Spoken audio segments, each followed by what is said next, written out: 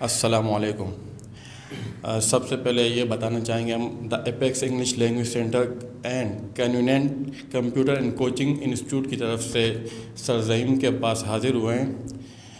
آج کل جیسا کہ آپ کو معلوم ہے جس طرح موٹیویشنل اسپیکنگ اور پبلک اسپیکنگ کی ڈیمانڈ ہو رہی ہے، ان میں سے ایک سرزعیم ہمارے درمیان موجود ہیں. ان سے ہم کچھ سوالات کریں گے ان کے کیریئر کے حوالے سے، ان کے بیک گراؤنڈ کے حوالے سے. دیکھتے ہو کیا کہتا ہوں. السلام علیکم سر. وعلیکم السلام. کیسے ہیں آپ؟ خیریت سے؟ اللہ کا شکر ہے. آپ کی طبیعت ٹھیک ٹھاک ہے؟ الحمدللہ الحمدللہ. سر سب سے پہلے یہ سوال یہ ہے کہ آپ اپنے کیریئر یعنی بیک گراؤنڈ کے بارے میں بتائیں کہ آپ کی تعلیم کیا ہے اور کیا آپ ایکسٹرا کرتے ہیں بزنس کے حوالے سے. اوکے. سو بیک گراؤنڈ کچھ اس طرح ہے کہ جس طرح ہر ایک نوجوان کو شوق ہوتا ہے کچھ کرنے کا، تو when I was in 8th class تو مجھے شوق ہوا ٹو بیکم اے سنگر. ٹھیک ہے. سو میں نے پھر عاطف اسلم کو کاپی کرنا شروع کر دیا اور اسکول میں اس کے گانے گانا شروع کر دیے. تو میرے ٹیچر کہتے تھے کہ بیٹا تیری آواز بہت بری ہے اور تو کبھی بھی گا نہیں سکتا. وہ ٹائم گزرا. اس کے بعد میں نے بولا یار مجھے جانا شوبز میں تھا، کیونکہ مجھے شروع سے اس ٹائپ کا کام کرنا تھا جس میں فیم ملے، شہرت ملے. تو مجھے کسی نے راستہ بتایا، ایک کام کرو کہ بھائی یہ اسٹینڈ اپ کامیڈی جو ہے نا، یہ ایک راستہ ہو سکتا ہے. تو تھیٹر کرنے کا شوق رہا، تو اس کے لیے پھر عمر شریف کی CDs لا کے اس کو رات بھر بیٹھ کے رٹنا، معین اختر صاحب کے ڈراموں کو دیکھنا. وہاں سے وہ سب چیزیں نا کہیں سیکھنے کو مل رہی تھیں. پھر آڈیشنز وغیرہ دیے 2-4 چینلز پہ، کہیں سلیکٹ ہوئے کہیں ریجیکٹ ہوئے. پھر کسی نے بولا کہ یار ایک کام کرو شوبز میں جانا ہے تو ماڈلنگ میں چلے جاؤ. تو پھر میں ماڈلنگ کی طرف بھی گیا. وہاں پہ بھی 12-14 ہزار روپے لگا کے فوٹو شوٹ کروایا. بعد میں ریٹرن میں کچھ بھی نہیں ملا. تو اس طریقے سے میرا کریئر کا اسٹارٹ ہوا. اور ایجوکیشنل کے حوالے سے یہ تھا کہ آئی اسٹارٹڈ مائی کریئر. ہر ابا کو خواہش ہوتی ہے کہ میرا لڑکا ہے تو وہ انجینئر بنے، بیکاز میرے ابا خود ایک انجینئر ہیں. تو وہ یہی چاہتے تھے میں انجینئر بنوں، بٹ میرا مائنڈ سیٹ ہی کچھ اور تھا.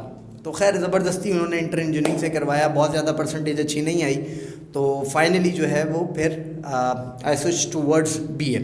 اور پھر میں نے اپنا گریجویشن کمپلیٹ کیا. اس دوران میں ٹیچنگ کرتا تھا اور اسی دوران میں نے سیلز کا کریئر سٹارٹ کر دیا.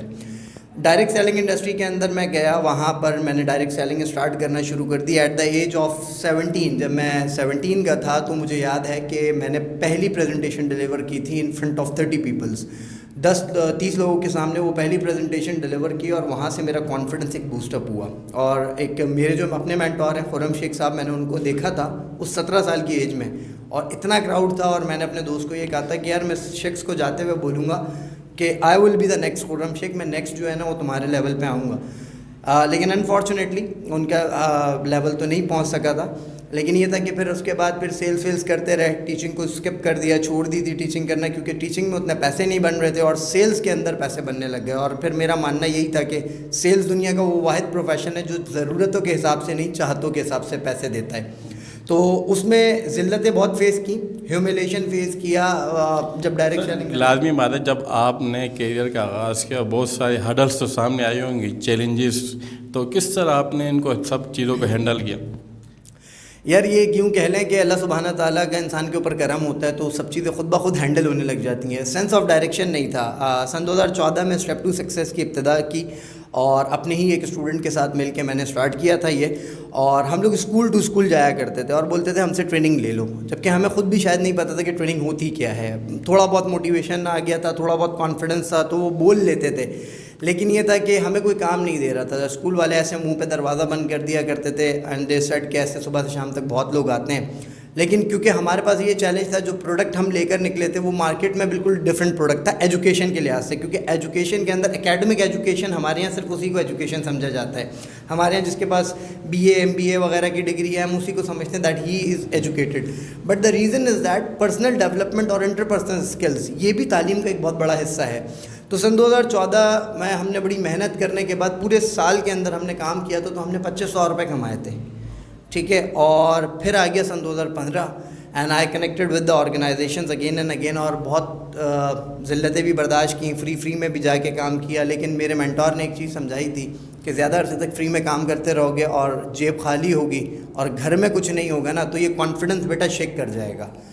تو پرابلمس بہت تھیں، لوگ ایکسیپٹ نہیں کرتے تھے، لیکن پھر فائنلی بس اللہ سبحانہ تعالیٰ راستے بتاتا گیا، سمجھاتا گیا، خود بخود سب ہونے لگا. سر جس طرح آپ نے ایجوکیشن سسٹم کی بات کی، آپ اس پہ تھوڑی روشنی ڈال لیں. آج کل ایجوکیشن سسٹم یعنی آپ کی نظر میں کیسا ہے؟ اس کو مزید بہتر ہونا چاہیے کہ نہیں؟ ایجوکیشن سسٹم تو صحیح ہے لیکن لوگ صحیح نہیں.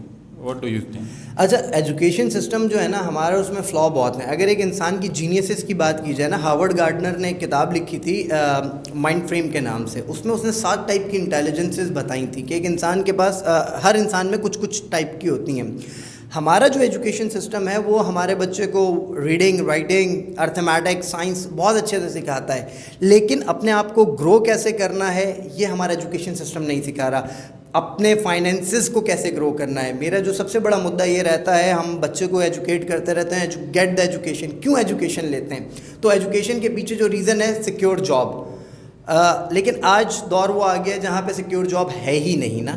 اب پرابلم یہ ہے کہ یہ جب نکلتا ہے یہاں سے ڈگری کر کے, اس کے پاس کیپیبلٹی اتنی ہی ہوتی ہے جتنا اس نے ان اکیڈمک کی کتابوں سے پڑھا ہوتا ہے.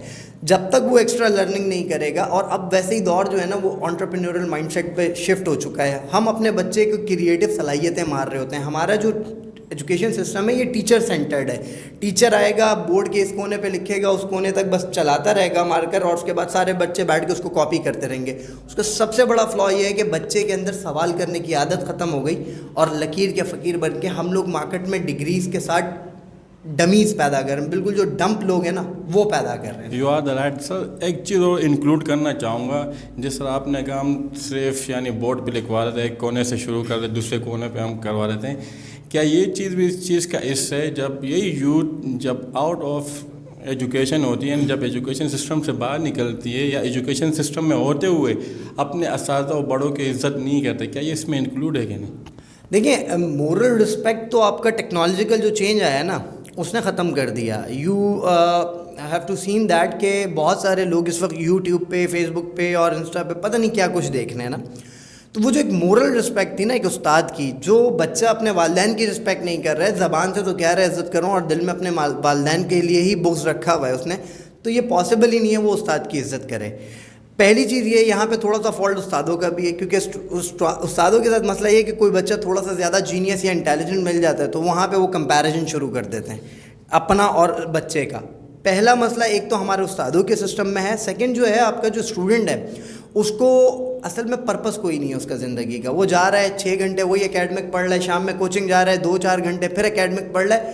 At the end of the day وہ کیا کرے گا؟ وہ جائے گا نیگیٹو چیزوں کی طرف, وہ جائے گا میوزک کی طرف, وہ جائے گا گیمنگ کی طرف. اور میوزک کی طرف جانے کے بعد ویسے ہی آدمی کے اندر اتنے کیمیکل چینجز ہوتے ہیں نا دماغ میں, جو ڈوپامین ریلیز ہوتا ہے وہ ہماری پوری سوچنے کا, بیہیویئر کا انداز بدل دیتے ہیں. اور اس کا سب سے بڑا نقصان یہ ہے کہ انسان کے اندر ایگریشن پیدا ہوتا ہے, اور جب یہ ایگریشن ہے تو اس کے لیے اس کے دل میں ٹیچر کے لیے بھی ایگریشن ہے تو عزت ختم, والدین کے لیے بھی ایگریشن ہے. اس وقت ضرورت ہے ینگسٹر کو ایک پرپس دینے کی, وہ لگیں کچھ ایسی ایکٹیویٹیز میں جہاں پہ وہ انگیج ہو سکیں. یا لائک اگر ہم اپنے ایک بچے کو گرافک ڈیزائننگ سکھاتے ہیں تو وہ بچہ کیا کرے گا؟ وہ اسکول جائے گا, کوچنگ جائے گا, اس کے بعد وہ گرافک کی کلاس لے گا, اس کے بعد گھر پہ بیٹھ کے وہ گرافک کا اسائنمنٹ بنائے گا. اس کے پاس اتنا ٹائم ہی نہیں ہوگا کہ وہ جا کے کوئی ایسی ایکٹیویٹی کرے. ٹھیک ہے ینگ ایج ہوتی ہے, ریسٹلیس ہونا چاہیے, ہوتا ہے انسان, وہ اپنی جگہ پر بات بالکل ٹھیک ہے, لیکن ریسٹلیسنس کے ساتھ انٹرٹینمنٹ کرے.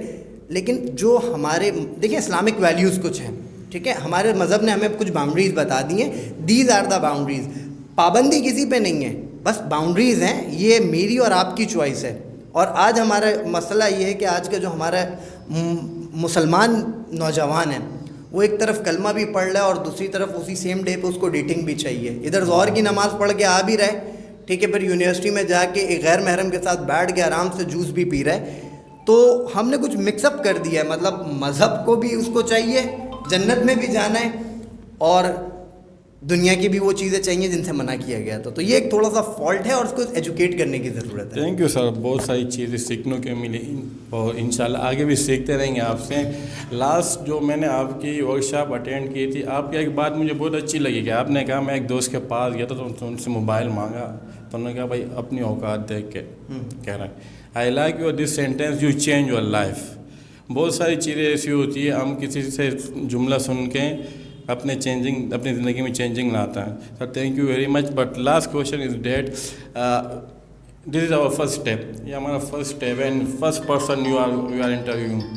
So what do you think that for us that it is good for us that we are going to everybody and we know the different mind sir first of all آپ کی organization کو دا apex academy اور جو آپ کا دوسرا collaborative institute ہے convenient, okay, دا convenient institute جو ہے، ان دونوں کو پہلے تو میں بہت ساری مبارکباد دوں گا، بیکاز اس کام کا آپ کو کوئی پیسہ تو مل رہا نہیں ہے، ٹھیک ہے نا. You are creating some kind of awareness in the society, اور اس کے لیے میں یہ چاہوں گا کہ مطلب پرسنلی ڈفرینٹ اسکول کے پرنسپلز ہیں، ڈفرینٹ کوچنگ کے اونرز ہیں، if they are really giving the education, اگر وہ صرف بزنس کی نیت سے نہیں بیٹھے ہوئے. دیکھیں بزنس پیسہ is a by product when you have a clear purpose. میں نے ایک بہت بڑے پاکستان کے اسپیکر ہیں شیخ عاطف صاحب، ان کی میں نے ایک ورک شاپ اٹینڈ کی تھی لائیو، اور وہاں پہ میں نے سیکھنے کو ملا، کیونکہ آدمی ہر ایک سے سیکھتا ہے. میں نے ان سے یہ سیکھا تھا، کہتے ہیں work for the purpose money will become the by product. مقصد کے لیے کام کرو گے تو پیسہ آٹومیٹکلی آئے گا. تو آج جتنا انسٹیٹیوشن ہے، معذرت کے ساتھ کہوں گا، ہمارے پاس 70% آف دا انسٹیٹیوشنز جو ہیں وہ صرف business, they are just making the business. What are the Islamic values, میرے انسٹیٹیوٹ میں کیا اسلامک ویلیوز ہونی چاہیے، کیا ہونا چاہیے، کیا نہیں ہونا چاہیے، وہ تو ہم ایک طرف رکھ کے بیٹھے ہیں.